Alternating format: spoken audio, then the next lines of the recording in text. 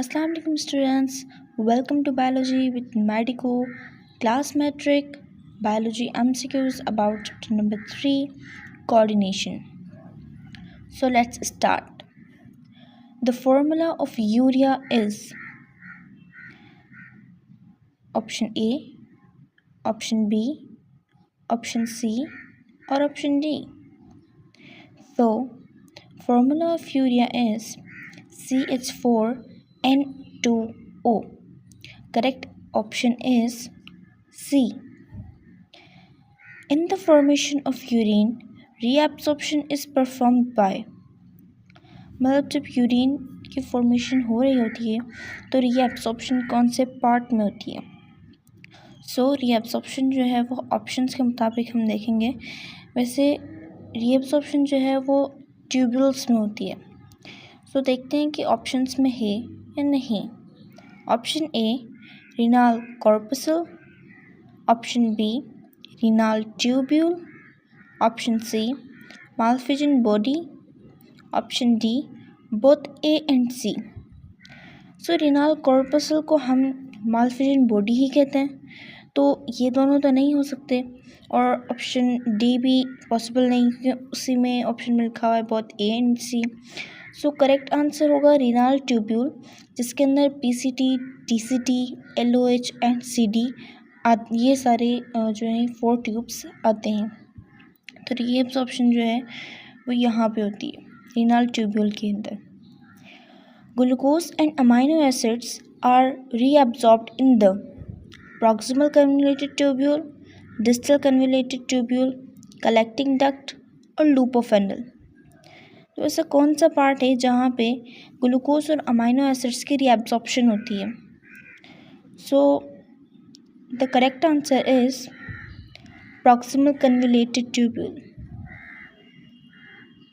In hemodialysis, the fluid which attracts the nitrogenous waste is, हमने पढ़ा था haemodialysis, जिसमें ऐसा कौन सा पार्ट है, ऐसा कौन सा फ्लूइड है जो नाइट्रोजनस वेस्ट को अट्रैक्ट करता है। Option A dialyzer, dialysate, dialysis, none of these. Dialyzer नहीं हो सकता, तो correct answer is dialysate. The structure of loop of Henle start from dash part and leads to dash part. Malpighian body to proximal convoluted tubule, proximal convoluted tubule and distal convoluted tubule, proximal convoluted tubule, collecting duct, Malpighian body to distal convoluted tubule. So correct answer is proximal convoluted tubule, distal convoluted tubule, option B. Arrange the following sequence by which filtrate moves through the loop of Hanel, Bowman's capsule, distal convoluted tubule, proximal convoluted tubule. सो हम sequence अगर nephron की देखें कि कहाँ से start होता है और कहाँ पे एंड होता है, तो उसमें फर्स्ट पार्ट जो है वो बमन्स कैप्सूल होता है, सेकंड प्रॉक्सिमल होता है, थर्ड डिस्टल होता है और फोर्थ हमारे पास लूप ऑफ हैनल होता है। तो इस सीक्वेंस के हिसाब से the correct option is C, the tube which carries filtered blood. ऐसी कौन सी ट्यूब है जो फिल्टर्ड ब्लड लेके जाती है, कैरी करती है। Renal artery, renal vein, afferent arteriole, both A and C. So अगर हम बात करें रीनाल आर्टरी की, तो वो अनफिल्टर्ड ब्लड को लेती है, कैरी करती है।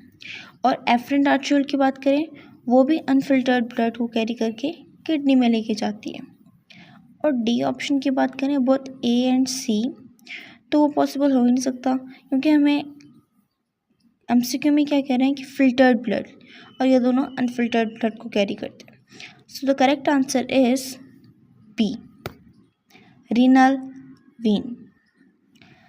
The kidney is enclosed in a membrane called, kidney के ऊपर एक मेम्ब्रेन होती है जिसको हम क्या नाम देते हैं, pericardium, peritoneum, pleural membrane, plumule. सो किडनी के ऊपर जो मेम्ब्रेन होती है उसको हम कहते हैं पेरिटोनियम। जो करेक्ट आंसर इज पेरिटोनियम।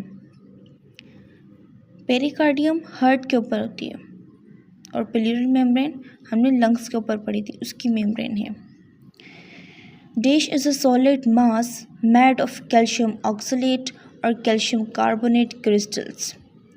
ऐसा कौन सा सॉलिड मास है जो कैल्शियम ऑक्सलेट और कैल्शियम कार्बोनेट के क्रिस्टल से मिलकर बना हुआ है?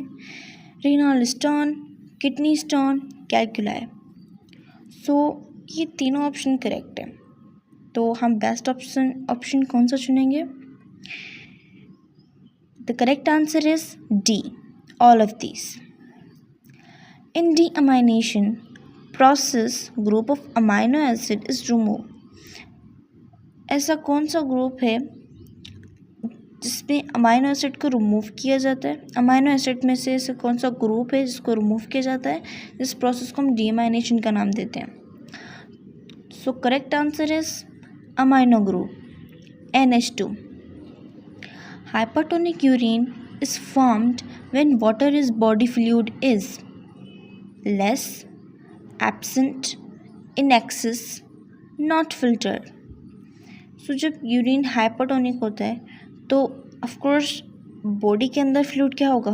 एक्सेस अमाउंट में होगा, तभी तो हाइपरटोनिक बनता है। So correct answer is C, in excess. In kidney the formation of urine is occurs in dash steps. Urine की जो फॉर्मेशन होती है उसमें कितने स्टेप्स होते हैं? 1, 2, 3 और 4। सो मेनली जो है वो 2 होते हैं। So correct answer is option B, which encloses the glomerulus, pyramids, loop of Henle, Bowman's capsule, collecting duct. तो जो ग्लोमेरुलस इनक्लोज होता है वो बमन्स कैप्सूल में होता है। So correct answer is C. What is the function of ureters? To store urine, to carry urine from the kidney to the bladder, to carry urine out of the body, to remove wastes from the blood. So ureters का कौन सा function है? Its function is to carry urine from the kidney to the bladder. So correct answer is option B. A method of removal of kidney stones is hemodialysis, peritoneal dialysis, lithotripsy, and kidney transplant. So correct answer is option C, lithotripsy. The depression near the center of concave area which faces vertebral column of kidney is called hilus, medulla, pyramids, cortex. So correct answer is option A, hilus. Which is the correct order for the taking by urine after it leaves the kidneys? Urethra, bladder, ureter, bladder, ureter, urethra. Option C, ureters, bladder, urethra. Option D, bladder, urethra, ureters.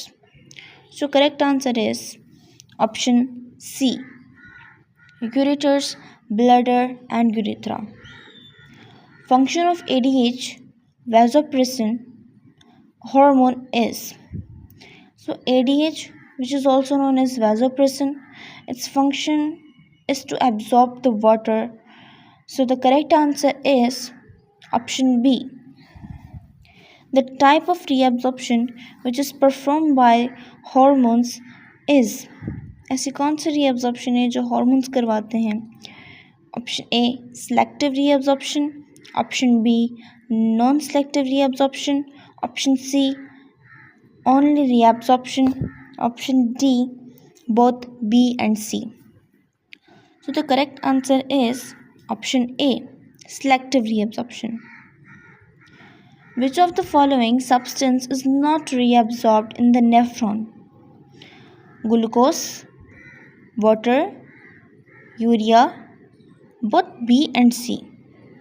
So the correct answer is C. C ऐसा substance है जो nephron के अंदर reabsorb नहीं होता है, वो body से बाहर चला जाता है. I hope you all students understand these MCQs, which is about the chapter number 2, and the MCQs about the kidneys topic. मिलते हैं नेक्स्ट वीडियो में, तब तक के लिए टेक केयर एंड अल्लाह हाफिज़.